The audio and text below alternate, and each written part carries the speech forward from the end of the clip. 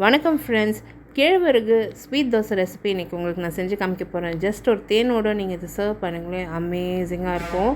ரொம்பவே ஒரு tasty and healthy tiffin and breakfast ஐட்டம்னு சொல்லலாம். இங்கே வந்து உளுந்து நான் அளந்துட்டுருக்கேங்க. ஒரு சின்ன காஃபி மக்கில் அரைவாசி அளவுக்கு உளுந்து அளந்து நல்லா ஒரு 3 முறை களைஞ்சி எடுத்துகிட்டு அது ஒரு மணி நேரத்துக்கு ஊற வச்சுருக்கேன்.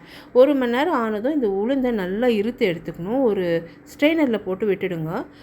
உளுந்து இருக்கிற நேரத்துக்கு நம்ம வந்து கெட்டியான அவல் அது வந்து அதே மக்கில் அரைவாசி எடுத்து நல்லா அது 3 முறை களைஞ்சி எடுத்து அது 1 மணி நேரம் ஊற வைக்கணும். 1 மணி நேரத்தில் இது ரெண்டும் நல்லா உளுந்தும் இருந்து அந்த அவலும் ஊறியிருக்கும். மிக்ஸி ஜாரில் உளுந்தை ஃபஸ்ட்டு சேர்த்து கொரப்பாக மாவு அரைச்சி எடுத்துக்கலாம். உளுந்துக்கு நல்லா நைஸாக அரைக்கிறதுக்கு தண்ணி தேவைப்படும். அந்த அவலில் இருக்க தண்ணியே போதும். அவலையும் இதில் சேர்த்து நம்ம நல்லா நைஸாக அரைச்சி ஒரு பாத்திரத்தில் எடுத்து வச்சுக்கலாம். இப்போ 1/4 கப் அளவுக்கு நீங்கள் தண்ணி சேர்த்துக்கலாம் மாவு அரைக்கிறதுக்கு. இப்போ இந்த மாவு நல்லா அரைப்பட்டிருக்கு இல்லையா, இதில் வந்து 1.5 கப்பு அதே மக்கில் 1.5 கப் அளவுக்கு நான் கேழ்வரகு மாவு அளந்து சேர்த்துருக்கேன். உப்பு தேவைக்கேற்ப சேர்த்து நல்லா கெட்டி மாவாக கலந்து எடுத்து ஒரு பக்கம் வச்சுருக்கேன். கொஞ்சமாக நம்ம தண்ணி சேர்த்து கரைச்சி தோசை ஊற்றுறப்போ நம்ம சேர்த்து பண்ணிங்கன்னா நல்லாயிருக்கும்.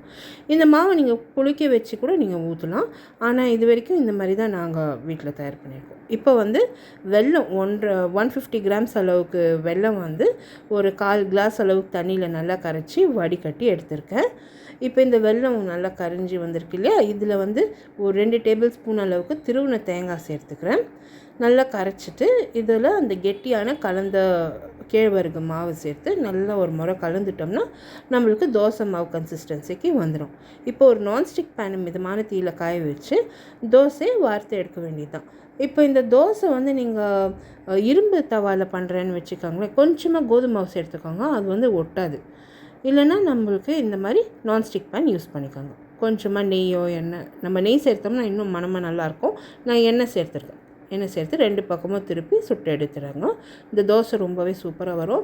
இதில் வந்து அந்த இனிப்புத்தன்மை இருக்க தொட்டு இந்த தோசை வந்து கொஞ்சம் திருப்புறத்துக்கு கஷ்டமாக இருக்கும் அண்ட் கொஞ்சம் ஒட்டும். நான்ஸ்டிக்காகட்டும் இரும்பு தவாவாக இருக்கட்டும் கொஞ்சம் லைட்டாக ஒட்டும். பட் அதர்வைஸ் இது ரொம்ப டேஸ்டியான தோசை. நீங்களும் எல்லோரும் ட்ரை பண்ணுங்கள். Ingredients and detail recipe description box below this video இருக்கும். மறக்காமல் என்னோடய சேனல் சப்ஸ்கிரைப் பண்ணுங்கள். அடுத்த வீடியோவில் நான் சந்திக்கும் வரை this is Vidya Lakshmi. Thank you so much for வாட்சிங். பை.